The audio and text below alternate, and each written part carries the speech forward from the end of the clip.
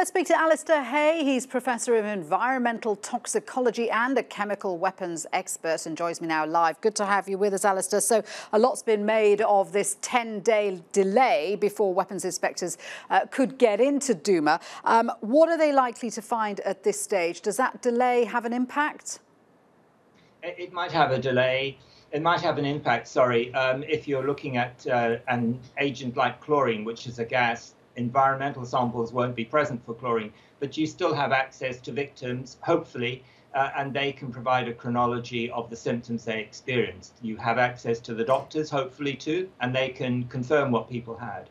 With nerve agents, if you can get samples from them, the nerve agents will still have traces in the body, and urine samples will be helpful. And if you get access to a blast site, and that hasn't been tampered with, there will be nerve agents present there too. So it depends very much on what may have been used. And I mentioned chlorine and a nerve agent. These have been used in the past in Syria. There are accusations that some parties, for example Russia, may be trying to tamper with the evidence. Is it possible to completely eradicate any sign of a chemical weapons attack? Well, obviously, if you have access to the victims and the treating doctors, you can get a good chronology from them. And if you've got samples from them and from people who may have died after exposure to the agent, then you're going to get good evidence anyway. You can try and tamper with the scene, but it will become obvious in some parts. It just depends on how expert those trying to clean up the site are to make it look as if it's still, just recently bombed. We'll have to wait to see what the inspectors report.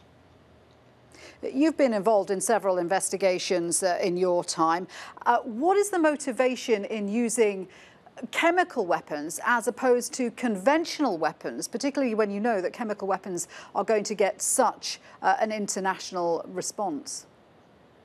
Yes, well, certainly at this stage, it's beggars belief, really, that Syria has used these, but it's done so until recently with impunity.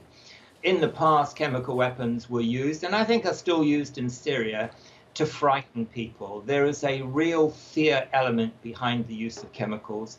And of course, if people are sheltering in places, in basements and various other places where bombs can't reach, these chemicals are heavier than air. And they will just roll down into some of these basements and what have you. So there's no hiding place from the chemicals. That's unfortunate. Yeah, it is a terrible thing. Alastair, thank you very much indeed for joining us. Alastair Hay there.